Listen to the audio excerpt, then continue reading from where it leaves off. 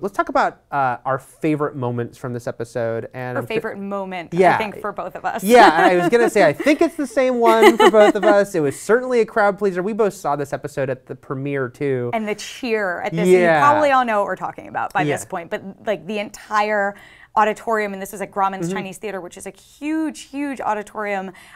Everyone just exploded at this huge cheer. And we're, of course, talking about when Brienne of Tarth and Pod show up and save Sansa and Theon. And finally we get a resolution to this storyline that dragged on all through season 5. It dragged on all through season. There was a couple reasons I think everyone wanted to cheer so much. One was this specific storyline, the fact that Brienne and Pod were left to literally wait for so much of last season off camera for a lot of it. Sorry, but that moment with the candle when she turned away, like right before it was lit, I rolled my eyes a bit at that in the season 5 finale, because I was like, oh.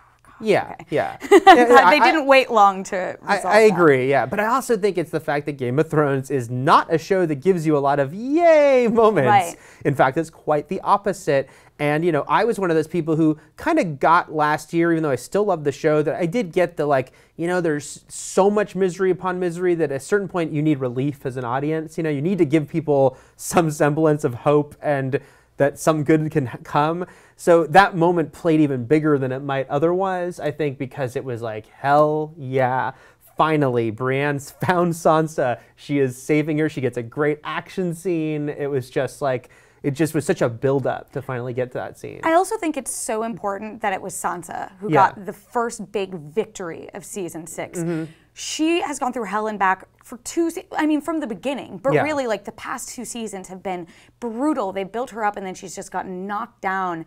And so for her to have this moment, not only when she isn't taken back by the Boltons, she isn't taken back to Ramsay, which I was really afraid for a little bit that that's what was going to happen. Yeah, after Theon got grabbed, I was like, oh no. And they did such a good job of building up that tension. But then for her to get this great moment and then also accept Brienne's pledge and now have this great, powerful warrior at her side. She's like building back up this strength, and I think it's going to be a great year for Sansa. I do too, and it was so touching when Brienne knelt before her. Again, that was a buildup that's been years in the making, back to when Brienne was working for Cat. I know. I had that imagery in my mind. I was like, God, this moment, like Sansa is basically the spitting image of young Catelyn, and for Brienne to finally feel like she made good on her promise to Lady Stark. Like I'm getting chills right now. I'm like getting emotional thinking about it. I got a little teary-eyed. No, it was very emotional and a great sort of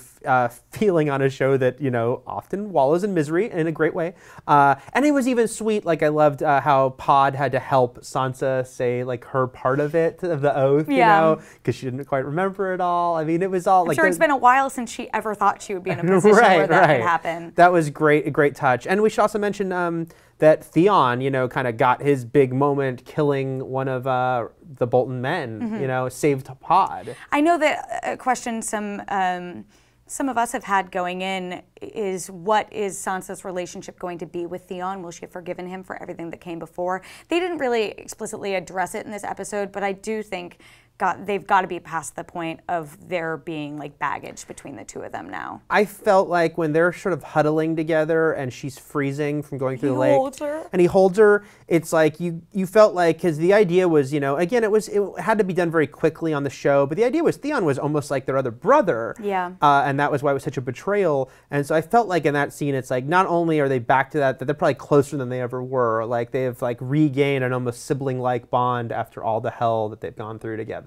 You know, so like it was just in like 5 minutes time there was like so much like just amazing, powerful, happy, and poignant emotion, you know.